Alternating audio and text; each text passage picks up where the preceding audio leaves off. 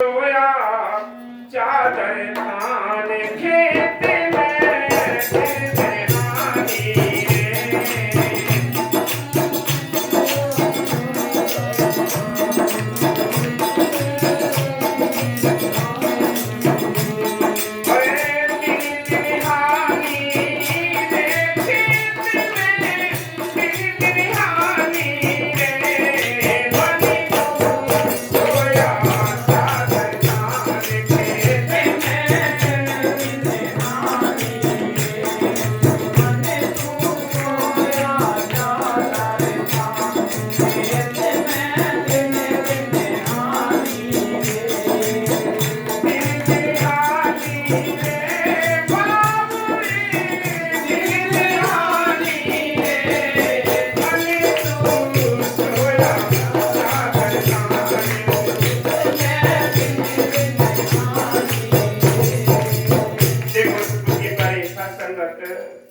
संत कहते हैं, संत इसको जगाने के लिए आते हैं।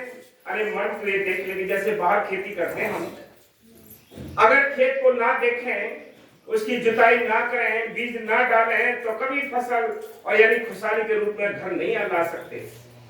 क्या करना पड़ेगा भाई? खेती को जोतना भी पड़ेगा, उसमें समय के अनुसार जैसे भी टाइम आएगा बीज भी डालना पड़ेगा। बीज की यानी जब हमको देंगे तो उसकी रखवाली भी, निराई गुड़ाई, पानी, खाद, ये सब कुछ देना पड़ेगा, तब कहीं जाकर हमारी फसल खुशहाल बढ़ेगी। अगर ये कार्य नहीं करते हैं तो इस खेत में भी हानि हो रही है, और जो परमार्थी खेत है हमारा, उसमें भी हानि होती है। संतों ने अगर नाम का बूटा तुम्हारी हृदय रूपी जमीन में लगा दिया है, तो याद रखो उसके लिए भी पानी चाहिए, उसके लिए भी खाद चाहिए, उसके लिए भी गोड़ी यानी नराई चाहिए। सत्संग रूपी पानी यानी सत्संग रूपी पानी ज्ञान के पौधे को लगता है। सिमरन इसका खाद है। अगर सिमरन नहीं किया तो ये नाम का जो पौधा मालिक ने आपका बूटा लगाया है, ये सब पीला पड़ के सब सूख जाएगा। नराई गुड़ाई ये मजलिस है, साथ संग से मिलना जुलना, ये नराई गुड़ाई है कि हमारे बहुत से भ्रम निकल जाते हैं, बहुत से हमारे अंदर अहंकार भरे पड़े वो निकल जाते हैं साथ संगत में आने जाने से। कहां से लाओगे? कैसे ये परमार्थी खेती तुम्हारी कामयाब होगी? सब अपनी एज में बैठे हुए, सब अपनी खेती की सत्यानाश कर लिया, किसी को होश नहीं है। गांव के देख लो, गांव बेचारे कहां घर में पड़े हैं, सब दूर दूर के तो आ गए। क्या करोगे? किस्मत कहां से लेकर आओगे? बिना किस्मत के कोई चीज किसी को हासिल नहीं होनी। नाम बेशक ले लिया हो, नाम बेशक ले लिया हो, नाम की तरह सिमरन करता हो, अगर साथ संगत के प्रति प्रेम नहीं, तो छोटा बड़ा भी कुछ भी नहीं है। कोई भी भक्ति का मार्ग शुरू नहीं होगा। इसलिए संत कहते हैं ऐसे ही अंदर तुम्हारी जो परमात्मा की खेती, इसमें भी हानि हो रही है। इसको कैसे ठीक करोगे? हाँ जी, और ये खेती में पल पल हानि रे, खेत में पल पल हानि रे, मनी तू सोया चादर तान खेत में, हानि रे, खेत में हानि रे।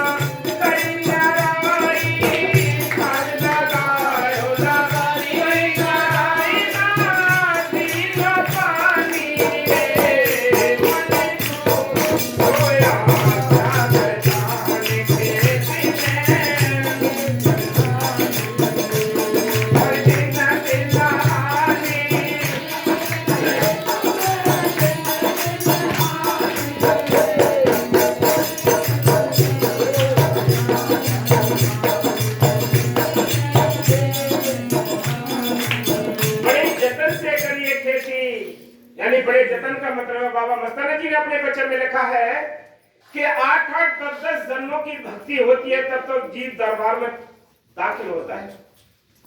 और भी ज्यादा अच्छी भक्ति होती है, नाम मिलता है, और भी ज्यादा अच्छी भक्ति हो तो नाम जपने का शौक लगता है। ये बड़ी कठिन बात है। और फिर हमने अपनी फसल ऐसी लुटा दी, उजाड़ दी, न सेवा करी, न सिमरन किया, न शासन पढ़ाया, दरबार में मत्था टेका, सारा बस ऐसे ही सारी खेती हुई उजड़ गई। इसलिए संत कहते हैं कि बड़े जतन से करिए खेती, न की निगरानी है। अगर निगरानी की होती तो ये फसल उजड़ती नहीं। काले वो निंदा चुगली बैर विरोध यानी वो लगा रखे हैं कि हम इसलिए नहीं जाएंगे, हम इसलिए नहीं जाएंगे, हम इसलिए सिमरन नहीं करेंगे, हमें ये लाभ नहीं है। ये चारों तरफ से चिड़िया लगा दी इसकी फसल पर, सब लुटा दी, सब उजाड़ दी इसकी खेती, घर बैठा है आराम से। ये देख लो, इसलिए संत कहते हैं ये फसल उजड़ गई, ये फसल उजड़ गई। इसलिए संत कहते हैं, क्या कहते हैं कि खाद लगायो ना करी न लाई, न दीनो पानी रहे, न खाद सिमरन किया, न ससल रूपी पानी दिया, न निराई बुराई की साथ संगत में नहीं आए, सब ये चीजें छूट गई, इसकी फसल उजड़नी शुरू हो गई। इसलिए संत कह रहा हूं क्या, घुमनी तू सोया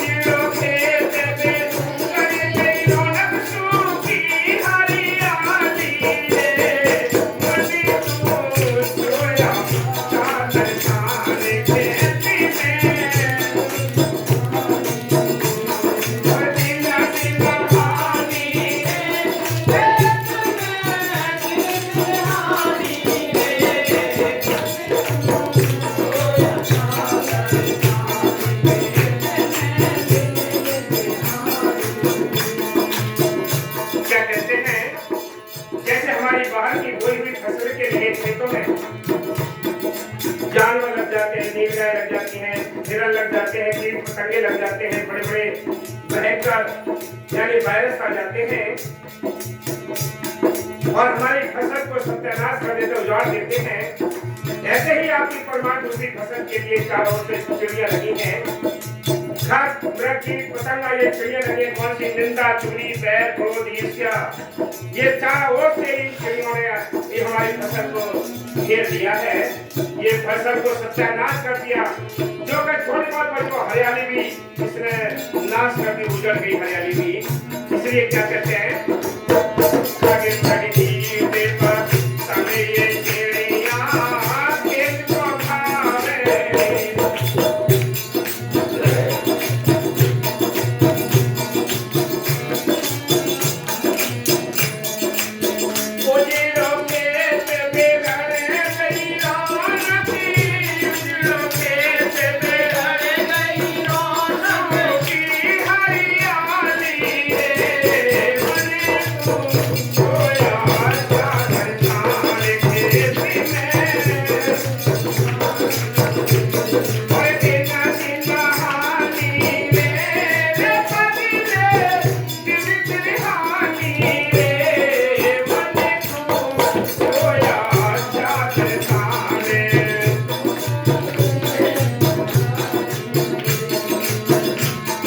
ये फसल उड़ जाती है, बाहर की फसल उड़ जाती है, तो किसान सिर पर हाथ रखकर सोच लेता है कि मैं क्या करूं। कहीं कहीं ऐसा होता है बाहर की फसल के लिए आत्महत्या कर लेता है, कर्ज में डूब जाता है। लेकिन इस परमात्मा की खेती के लिए किसी को चिंता नहीं है कि हमसे सेवा छूट गई, हमसे सिमरन छूट गया, हमसे साधना छूट गई, दरबार छूट गया, ये किसी को पता नहीं है, ये किसी को चिंता नहीं है। बाहर की खेती के लिए आत्महत्या कर जाते हैं, मर जाते हैं, लेकिन इसके लिए चिंता कोई नहीं करता। जो चिंता करता है वो बाहर है, वो ये सोच लेता है जैसे सेवा छूट गई, जैसे सिमरन छूट गया, दरबार छूट गया, वो जा गया, बाकी सब सोए पड़े हैं। क्या जाने दे करे आगे पीछो, जो उजड़ी सो जड़ जाने दे करे आगे पीछो। पानी खा दे दे करो लड़ाई, पानी खा दे दे करो निरानी, आवे हरियाली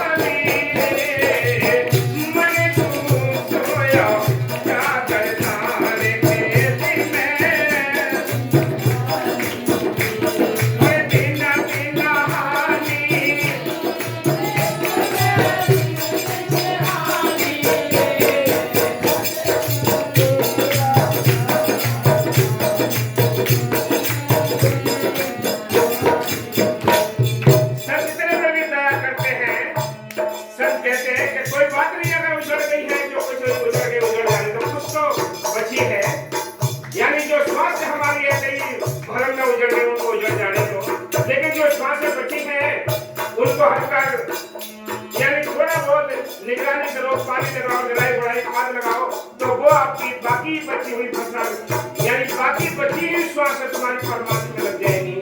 नहीं तो या फिर वो पूरी खेत पूरा फसल यही उजड़ जाएगा। इसलिए संकट है। आप ये देखो, घर में हम सोए पड़े हैं, परमात्मा से हम दूरी है हमारी, तो ये कसूर किसका है?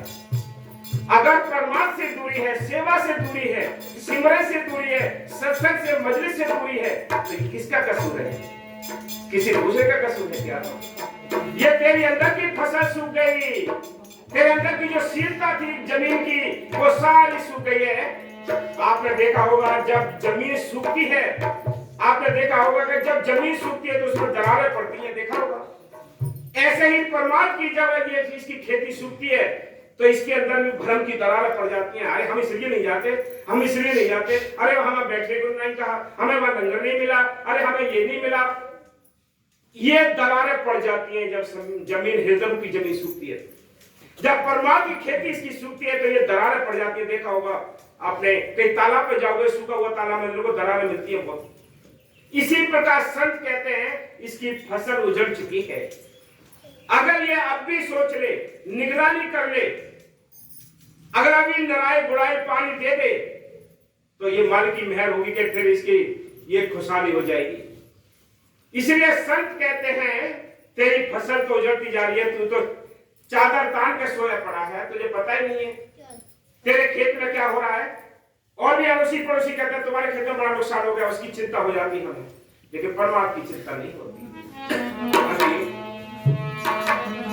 और दिन दिन हाली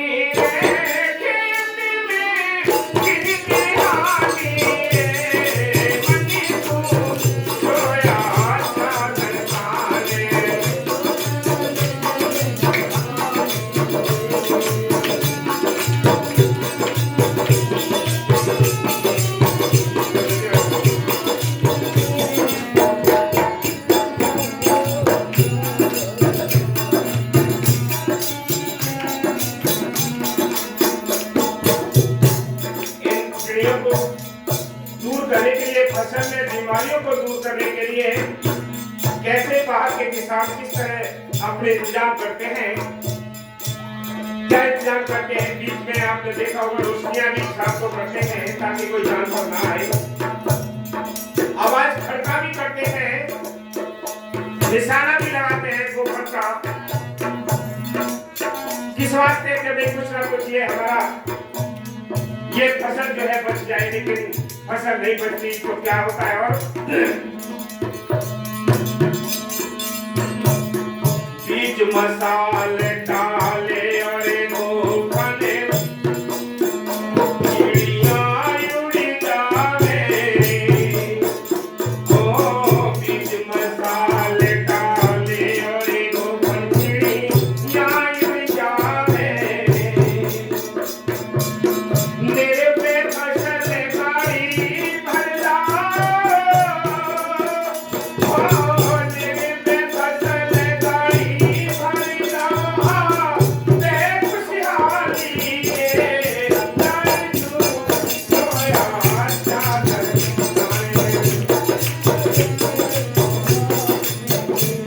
अरे दिल की हानी रे खेत में, दिल की हानी रे मजनू सोया चादर।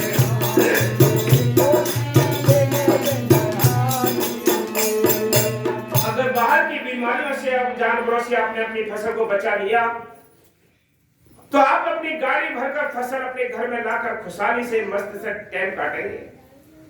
इसी प्रकार संत कहते हैं ये परमात्म रूपी ये जो आपकी फसल है ये भी आपने अगर बचा ली तो मौज मस्ती से इस लोक में भी सुख पाओगे, परलोक में भी सुख पाओगे। नाम का सुख इतना बड़ा है, नाम जिसने रोशन कर लिया यहां भी नाम रोशन रहता है, परलोक में भी रहता है। कितने वर्ष हो चुके हैं इन ग्रंथ शास्त्रों को आज हम पढ़ते हैं।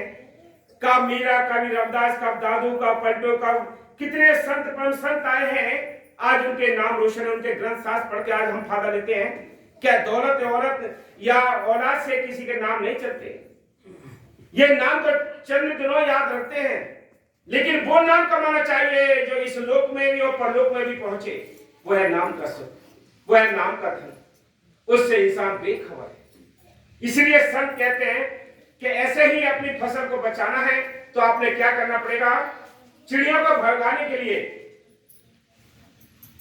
ये आंखों के बीच में यहां ज्योति जलती है, परम ज्योति जल रही है हर्ष में। इस पर भ्रम के पर्दे पड़े हुए हैं। इस भ्रम के पर्दों ने इसके प्रकाश को ढक दिया है। आप जैसे किसी लैंप या कोई बल्ब है उसके ऊपर आप पर्दे लगा दें, कागज लगा दें, कपड़ा लगा दें, उसका प्रकाश जो है कितना ही प्रकाश ज्यादा हो लेकिन वो प्रकाश खत्म हो जाएगा। धीरे धीरे वो पर्दा हटाओगे एक प्रकाश बाहर निकलना शुरू हो जाएगा।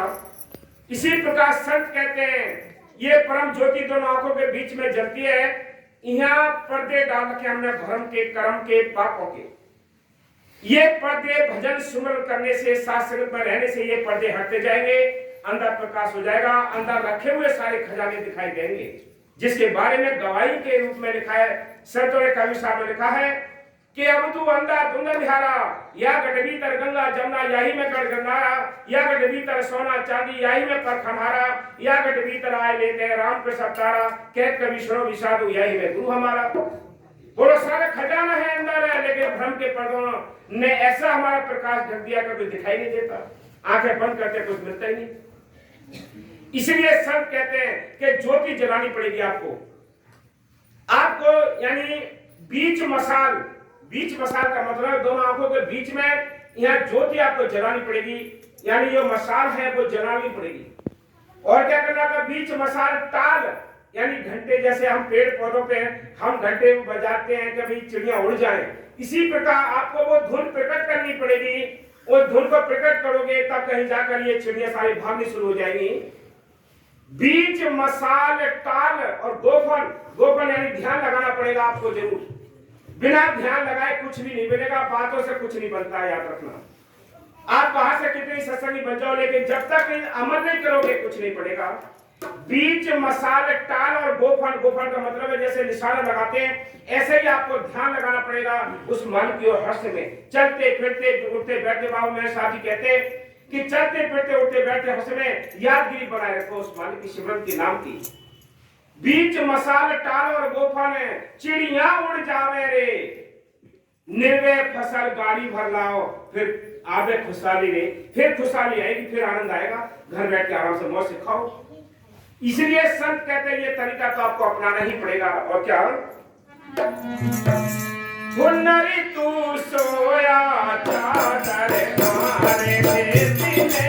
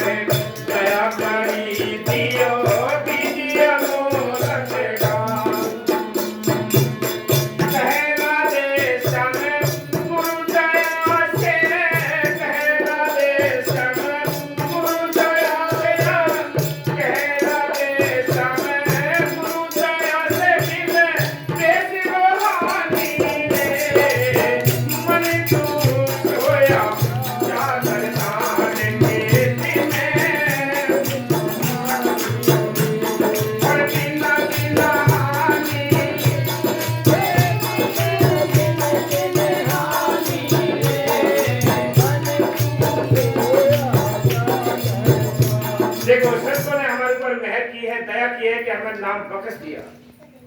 अब नाम में अंकुर लाना तो हमारा काम है। उन्होंने बीजी तो दे दिया, हृदय रूपी जमीन आपके पास, इसको जमाने का तरीका आपके पास। अगर ये आपने इसको अंकुर नहीं दिलाया तो ये बीज पड़ा पड़ा ऐसे बेकार हो जाएगा। इसमें अंकुर लाने पड़ेंगे आपको। इसकी हृदय रूपी जमीन नमीदार होनी चाहिए, सील की होनी चाहिए, तब कहीं जाकर ये नाम अंकुर देगा। तब संत कहते हैं कि संतों ने तो दया कर दी, नाम दे दिया, अब नाम जपना, इसको प्रकट करना, ये आपका काम। अब ये आप कहो कि संत ही हमें जपा का नाम देंगे, तो याद रखो ये आप अपने मन से धोखा खा रहे हैं। इसलिए संत कहते हैं, संतों ने बड़ी दया की जो हमें नाम बख्श दिया। संत यानी साथ संगत बख्श दी, दरबार बख्श दिया। हम दरबार में न जाएं तो संतों का दोष नहीं, सेवा ना करें तो संतों का दोष नहीं, ये दोष तो हमारे अपने मन का है जो हमें परमार्थ से दूर रखता है। हाँ जी।